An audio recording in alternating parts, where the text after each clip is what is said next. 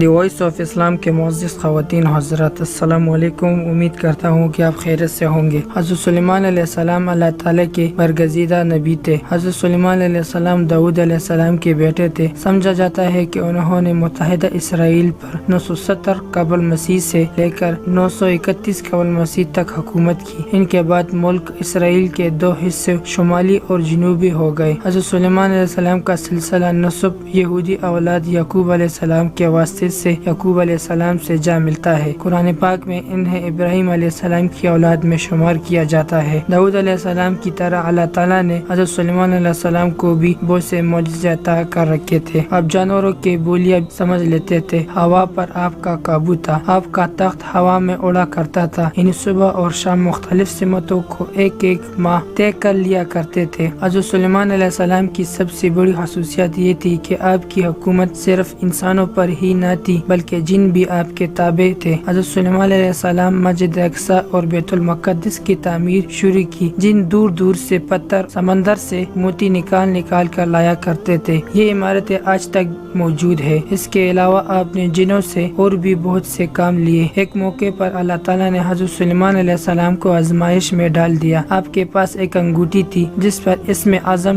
کنندہ تھا۔ اس انگوٹھی کی بدولت آپ جن اور انس پر حکومت کیا کرتے تھے، لیکن وہ انگوٹھی کسی وجہ سے گم ہو گئی اور شیطان کے ہاتھ آ گئی، چنانچہ آپ تخت سلطنت سے محروم ہو گئے۔ ایک مدت کے بعد وہ انگوٹھی شیطان کے ہاتھ سے دریا میں گر پڑی، جسے ایک مچھلی نے نگل لی۔ جب اس کو چیرا گیا تو انگوٹھی اس کی پیٹ سے مل گئی اور اسی طرح آپ کو دوبارہ سلطنت اور حکومت مل گئی۔ حالانکہ یہ بات غلط ہے کہ وہ انگوٹھی کی بدولت حکومت کرتے تھے۔ حکومت ان کو اللہ تعالیٰ نے اپنے فضل خاص سے دی تھی۔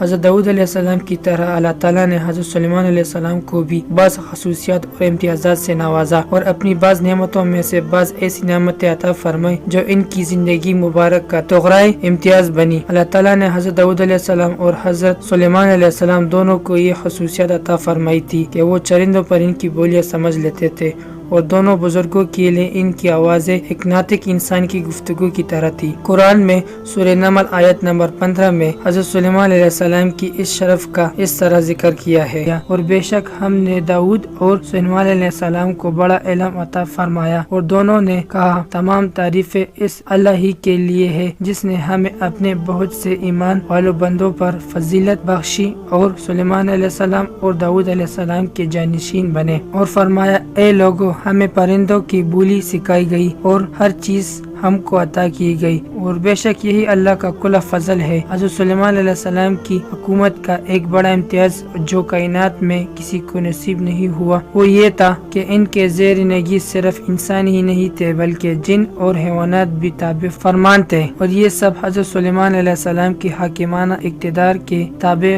زیر حکومت تھے۔ اللہ تعالیٰ نے جنوں کو ایسی مخلوق بنایا جو مشکل سے مشکل اور سخت سے سخت کام انجام دے سکتے تھے، اس لیے حضرت سلیمان علیہ السلام نے یہ ارادہ فرمایا کہ مسجد ہیکل کے 4 جانب ایک عظیم الشان شہر آباد کیا جائے اور مسجد کی تعمیر بھی از سر نو کی جائے۔ ان کی خواہش یہ تھی کہ مسجد اور شہر کو پیش قیمت پتھروں سے بلوائے اور اس کے لیے دور دراز اطراف سے حسین اور بڑے بڑے پتھر منگوائے۔ ظاہر ہے کہ اس زمانے کے رسل وسائل کے محدود اور مختصر وسائل حضرت سلیمان علیہ السلام کی خواہش کی تکمیل کے لیے کافی نہیں تھی، اور یہ کام صرف جن ہی انجام دے سکتے تھے، لہٰذا انہوں نے جن ہی سے یہ خدمت لی۔ چنانچہ وہ دور دور سے خوبصورت اور بڑے بڑے پتھر جمع کر کے لایا کرتے اور بیت المقدس کی تعمیر کا انجام دیتے تھے۔ حضرت سلیمان علیہ السلام چونکہ عظیم الشان عمارات، عالی شان اور قلعوں کی تعمیر کی بہت شوقین تھے اور ایسی تعمیرات کے استحکام میں بہت دلچسپی رکھتے تھے، اس لیے ضروری تھا کہ گارے اور چونے کی بجائے پگھلی ہوئی دھات گارے کی طرح استعمال کی جائے، لیکن اس قدر کثیر مقدار میں کیسے مسرائے یہ سوال تھا جس کا حل حضرت سلیمان علیہ السلام نے چاہتے تھے۔ چنانچہ اللہ تعالیٰ نے حضرت سلیمان علیہ السلام کی اس مشکل کو اس طرح حل کر دیا کہ ان کو پگھلے ہوئے تانبے کے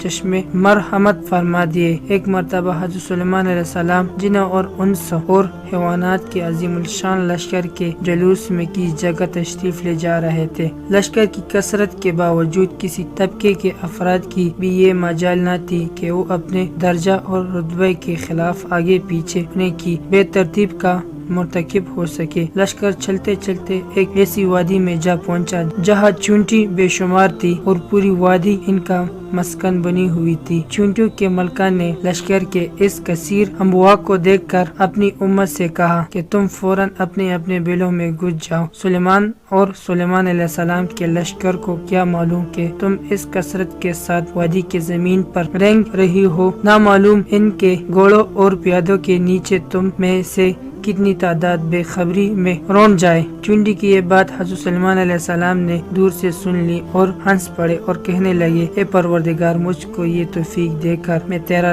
شکر ادا کروں جو تم نے مجھے اور میرے والدین پر انعام کیا ہے، اور یہ کہ میں ان نیک عمل کروں جو تجھ کو پسند آئے، اور مجھ کو اپنی رحمت سے اپنے نیک بندوں میں داخل فرما۔ یہ واقعہ آپ کو قرآن مجید میں سورہ نمل میں مل جائے گا۔ حضرت سلیمان علیہ السلام کے زمانے میں یمن کے علاقے پر ملکہ سبا کی حکومت تھی۔ ایک دن سلیمان علیہ السلام کا دربار لگا ہوا تھا جس میں تمام جن اور انس، چرند و پرند اپنی اپنی جگہوں پر بیٹھے ہوئے تھے۔ دیکھا کہ ہدہد غیر حاضر ہے۔ آپ نے فرمایا، ہدہد نظر نہیں آتا۔ اگر اس نے اس غیر حاضر کی معقول وجہ بیان نہ کی تو اسے سخت سزا دی جائے۔ ابھی یہ بات ہو رہی تھی کہ ہدہد بھی حاضر ہو گیا۔ حضرت سلیمان علیہ السلام کے دریافت کرنے پر ہدہد نے بتایا کہ میں اڑتا اڑتا ہوا یمن کے ملک میں جا پہنچا تھا جہاں کی حکومت ملکہ سبا کی تھی۔ خدا نے سب کچھ دے رکھا ہے، اس کا تخت بہت قیمتی اور شاندار ہے، لیکن شیطان نے اس کو گمراہ کر رکھا ہے۔ وہ خدائی واحد کے بجائے آفتاب کی پرستش کرتی ہے۔ سلیمان علیہ السلام نے فرمایا کہ اچھا، تو میرا خط اس کے پاس لے جاؤ، تیرا جھوٹ اور سچ کا امتحان ابھی ہو جائے گا۔ چنانچہ ہدہد آپ کا خط لے کر ملکہ سبا کے پاس پہنچا اور خط اس کے آگے ڈال دیا۔ ملکہ سبا نے خط پڑھ کر درباریوں کو بلایا اور خط کا مضمون پڑھ کر سنایا، جس میں درج تھا، اللہ کے نام سے شروع کیا جاتا ہے جو بڑا مہربان اور رحم کرنے والا ہے۔ یہ خط حضرت سلیمان علیہ السلام کی طرف سے ہے، اور تم کو سرکشی اور سر بلندی کا اظہار نہیں کرنا چاہیے، اور تم میرے پاس خدا کی فرمانبردار بن کر آؤ۔ اور ملکہ سبا نے بہت سے تحفے، تحائف سلیمان علیہ السلام کی خدمت میں بھیجے۔ آپ نے ان تحائف کو دیکھ کر فرمایا، ملکہ نے میری پیغام کا مقصد نہیں سمجھا۔ آپ نے ملکہ کے سفیروں کو دیکھ کر فرمایا، تم نہیں دیکھتے کہ میرے پاس کس چیز کی کمی ہے؟ یہ تحفے واپس لے جاؤ اور اپنی ملکہ سے کہو کہ اگر میرے پیغام کی تعمیل نہ کی تو میں عظیم الشان لشکر لے کر وہاں پہنچوں گا اور تم کو رسوا اور ذلیل کر کے تمہارے شہر سے نکال دوں گا۔ جب قاصد سلیمان علیہ السلام کا پیغام لے کر ملکہ سبا کے پاس گئے تو اس نے یہی مناسب سمجھا کہ خود سلیمان علیہ السلام کی خدمت میں حاضر ہو جائے۔ جب حضرت سلیمان علیہ السلام کو ملکہ کی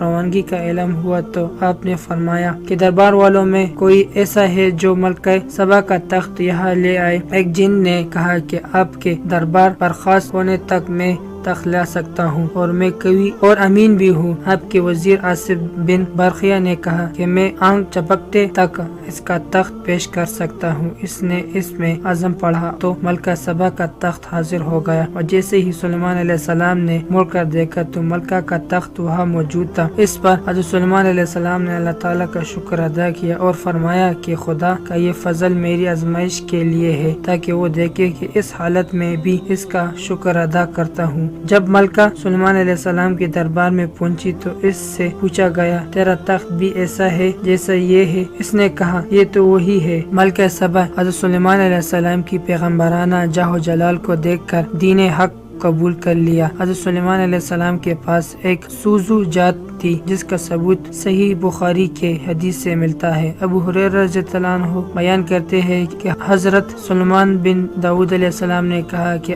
آج رات میں 100 عورتوں کے پاس جاؤں گا، ہر عورت ایک بچہ چنے گی جو اللہ تعالیٰ کے راستے میں قتال کرے گا۔ تو فرشتے نے کہا، انشاءاللہ کہہ لو، تو انہوں نے نہ کہا اور انشاءاللہ کہنا بھول گئے۔ تو اس رات سب کے پاس گئے تو ان میں سے کسی نے بھی کچھ نہ جنا، صرف ایک نے آدھا بچہ جنا۔ نبی صلی اللہ علیہ وسلم نے فرمایا کہ اگر وہ انشاءاللہ کہہ لیتے تو ایسا نہ ہوتا اور ان کے ضرورت کو پورا کرنے کا باعث بن سکتا تھا۔ حضرت سلیمان علیہ السلام کی وفات کا واقعہ بڑا دلچسپ ہے۔